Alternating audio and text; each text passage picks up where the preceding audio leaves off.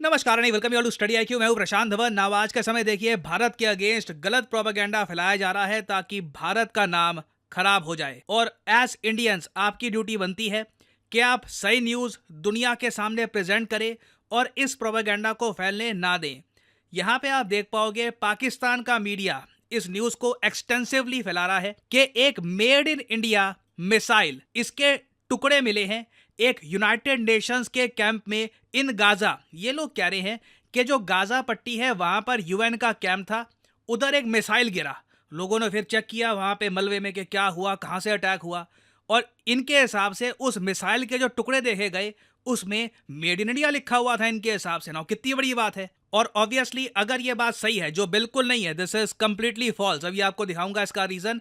But ये अपने आप में न्यूज़ ऐसी है कि इससे इंडिया के प्रति बहुत ज़्यादा नफरत फैल सकती है मिडिल ईस्ट में, बाकी इस्लामिक कंट्रीज़ में। और इस टाइप की जो हेडलाइंस है ना, यहाँ पे आप देख पाओगे made in India missile remains expose करती है न्यू दिल्ली की complicity in Israel genocidal war on Gaza. इससे देखिए इंडिया की जो गुडविल है, उल्टा इंडिया जो अच्छे काम कर रहा है। इंडिया ने ओवर द इयर्स बहुत सारी एड भेजी है गाजा में, फिलिस्तीन की वेरियस तरीके से हेल्प करने की कोशिश करी है। जब रफा पे अटैक हुआ था हमने कहा था कि एक हार्ट ब्रेकिंग सीन सामने आ रहे हैं।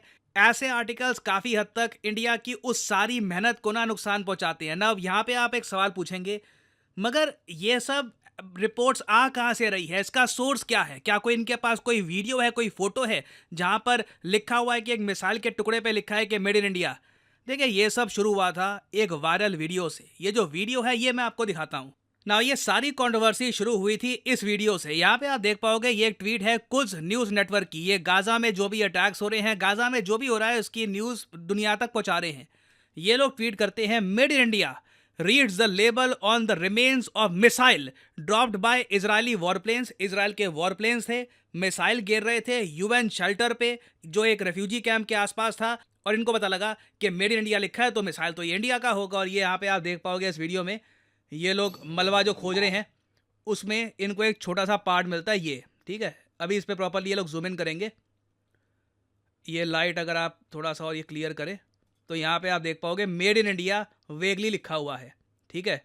तो इसके हिसाब से इन्होंने ये बोलना शुरू कर दिया कि देखिए ये तो इंडिया में बना हुआ है, यहाँ पर ये तो एक्सपोज हो गया इंडिया वगैरह। जबकि मुझे यकीन नहीं हो रहा है इस पर इतनी कंट्रोवर्सी हो गई, इतने आर्टिकल्स पब्लिश हो रहे हैं। जबकि एक बेसिक इन्फो भी आपको अगर होना दुनिया के बारे में, दुनिया में ब्रांडिंग क्या होती है, किस तरीके से चीज़ें काम करती है, आप सीधा इंडिया के ऊपर ना एक और बड़ा लोगो है उस पर फोकस करोगे।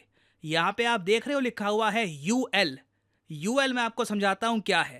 यूएल की फुल फॉर्म है अंडर राइटर्स लेबोरेटरीज। ये एक ग्लोबल सेफ्टी साइंस कंपनी है और दुनिया भर में कई इक्विपमेंट है, उन पे आपको यूएल का मार्क मिलेगा। और इन लोगों की एक ब्रांच इंडिया में भी है। और कई बार अगर आपको चेक करना है कि एक प्रोडक्ट की क्वालिटी काफ़ी अच्छी है, क्या वो इंटरनेशनल स्टैंडर्ड्स को मीट करता है या नहीं करता, तो लोग प्रोडक्ट्स में अंडर राइटर्स लेबोरेटरी का जो ये मार्क है ये ढूंढते हैं। फॉर एग्जांपल यहाँ पे आप देख पाओगे एक बेसिक स्विचिंग अडेप्टर है, मेड इन चाइना है, और इस पे आपको यूएल का मार्क दिख जाएगा। और कई बार तो बहुत सारे ऑनलाइन स्टोर्स लिखते हैं कि ये जो प्रोडक्ट है ना ये यूएल अप्रूव्ड है सर्टिफिकेशन के लिए। यहाँ पे आप देख पाओगे पोर्टेबल लैम्प पे भी काफ़ी बार यूएल इस तरीके से लिखा होता है। आगे फिर कंट्री का ये नाम भी लिख देते हैं कि यूएल की जो इसकी टेस्टिंग है ये कहाँ से हुई थी। तो अब जो लोगो मैंने आपको दिखाया है उसको ऑब्जर्व करके आप समझ पा रहे होगे कि जो ये यूएल है ना इसका कोई भी रिलेशन किसी भी डिफेंस प्रोडक्ट से नहीं है।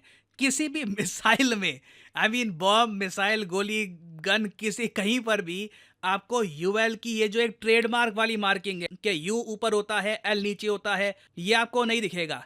क्लियरली यहाँ पे हुआ क्या है कि कोई इक्विपमेंट होगा, मेडिकल इक्विपमेंट भी हो सकता है या फिर किसी और टाइप का अडेप्टर कुछ हो सकता है, ये इंडिया में बना होगा, बाद में ये यूएस में गया होगा क्योंकि सिंस यहाँ पर यूएल यूएस का भी यहाँ पे मार्क लगा है, और वहाँ पे इसको सर्टिफिकेशन के बाद कहीं पर भी इसको भेज सकते हैं। कोइंसिडेंटली आप कह लीजिए ये गाजा में भेज दिया गया था और यूनाइटेड नेशंस के जो वर्कर्स हैं ये एक रिलीफ कैंप में इसको यूज़ कर रहे थे। अनफॉर्चुनेटली उसी दौरान इजराइल ने बॉम्बिंग कर दी। और ये मुझे शॉकिंग इसलिए लग रहा है क्योंकि कोई भी ना विद बेसिक जनरल नॉलेज बता देगा कि ये कहीं से भी ये कोई मेड इन इंडिया कोई मिसाइल की मार्किंग नहीं लग रही। It is some UL product जो काफ़ी हद तक जल चुका है, काफ़ी बर्न वगैरह लग चुके हैं, तो समझ नहीं आ रहा कि ये बेसिकली था क्या। बट इंडिया को ब्लेम करने के लिए पाकिस्तान के जो बहुत सारे पोर्टल्स हैं उन्होंने काम करना स्टार्ट कर दिया, और सैडली इंडियन गवर्नमेंट की तरफ से भी इस इंफॉर्मेशन के अगेंस्ट कोई स्टेटमेंट आई नहीं है। तो अब यहाँ पे आप समझ गए होंगे कि डिसइंफॉर्मेशन क्या होती है और इसका इम्पैक्ट कितना बुरा हो सकता है। अब मेरी ये वीडियो आप लोग सुन लेंगे, अब जो आर्टिकल्स पब्लिश हो चुके हैं, जो ट्विटर पे जो वीडियो डाल दी थी जिसने, वहाँ पे पता नहीं 8 लाख 9 लाख के आसपास व्यूज़ थे उसके, जो डिसइंफॉर्मेशन है वो तो फैल चुकी है। मैं अपनी तरफ से जो कर सकता हूँ कर रहा हूँ, बट मैं आपको भी कहूँगा कि जो सही इन्फॉर्मेशन है वो फैलाइए। कहीं पर भी ऐसा मत लिखा करिए ऐसी न्यूज़ देखकर कि हाँ हमने ऐसा कर दिया, इंडिया की डिफेंस इंडस्ट्री स्ट्रांग है। नहीं, यहाँ पे इंडिया का नाम आने से हमारा नाम ही खराब होता है। And we should make it clear कि इंडिया का मिसाइल है ही नहीं, actually missile made in India, कहीं से भी उसका कोई रिलेशन नहीं है, एज आई जस्ट एक्सप्लेन्ड। और मैं आपको यहाँ पर यही बताना चाहता हूँ, एक तरफ इंडिया में हम इन सब प्रॉब्लम से जूझ रहे हैं, दूसरी तरफ चुपचाप पाकिस्तान एक फायरवॉल पे काम कर रहा है। जैसी फायरवॉल चाइना के पास है ना, कि उनके सोशल मीडिया में जो बात पहुंचेगी वो भी सरकार फिल्टर करती है, सेम टाइप की फायरवॉल पाकिस्तान भी इंस्टॉल कर रहा है, जिससे कल को मान लो पाकिस्तान के कोई इलेक्शन वगैरह हो रहे होंगे, उसमें बाहर के मीडिया का कोई भी इम्पैक्ट नहीं होगा। मान लो पाकिस्तान में इलेक्शंस हो रहे हैं और फ्रांस या फिर यूएसए में बैठकर कोई पाकिस्तानी यूट्यूबर इमरान खान के लिए वीडियोस बनाना स्टार्ट कर देता है कि इमरान खान को जेल से निकालो, या फिर कोई इंडियन यूट्यूबर कुछ बोलना स्टार्ट कर देता है, या फिर कोई इंस्टाग्राम पे कोई रील आ जाती है जो करंट पाकिस्तानी गवर्नमेंट एस्टैब्लिशमेंट के अगेंस्ट है, उसको ये बिल्कुल ब्लॉक कर सकते हैं। ये फायरवॉल गेम चेंजिंग होगी, और पाकिस्तान कंप्लीटली रेगुलेट कर रहा है अपने सोशल मीडिया को, ताकि किसी भी टाइप की खराब इंफॉर्मेशन इनके देश में ना फैल जाए। और इंडिया की जो ऑफिशियल आप अगर भूमिका देखोगे फ़िलिस्तीन में, तो बहुत ही पॉजिटिव है। हमने ह्यूमैनिटेरियन एड भेजी है for the people of Palestine. Now again देखो, अब इसराइल अपना ऑपरेशन कर रहा है, हमास को वो मारने की कोशिश कर रहे हैं, इस बीच सिविलियन जो है पॉपुलेशन वहाँ पे काफ़ी डेथ्स हुई है, कई लोग सफ़र कर रहे हैं। हम अपनी तरफ से यही कर सकते हैं कि जितनी भी थोड़ी बहुत हम हेल्प कर पाएँ, रिलीफ पहुँचा पाएँ, वो हम पहुँचा रहे हैं। जबकि रिलीफ पहुँचाना भी आसान है नहीं, क्योंकि इसराइल ने जो रफ़ा बॉर्डर है वो भी क्लोज़ कर दी है। तो अभी के लिए एक यूएसए ने पायर बनाया है अलग से थ्रू द मेडिटेरेनियन सी, उसके थ्रू हेल्प जा रही है। वो पायर जो है उसको भी रिसेंटली डैमेज हो गया था। तो इंडिया हर तरफ से हेल्प ही करने की कोशिश कर रहा है गाज़ा को, and this news should be promoted. और फाइनली यहाँ पे मैं आप लोगों से एक सवाल पूछूंगा जिसका आंसर आप सब लोग करोगे कमेंट सेक्शन में। मिनटमैन 3 मिसाइल आजकल काफ़ी न्यूज़ में है।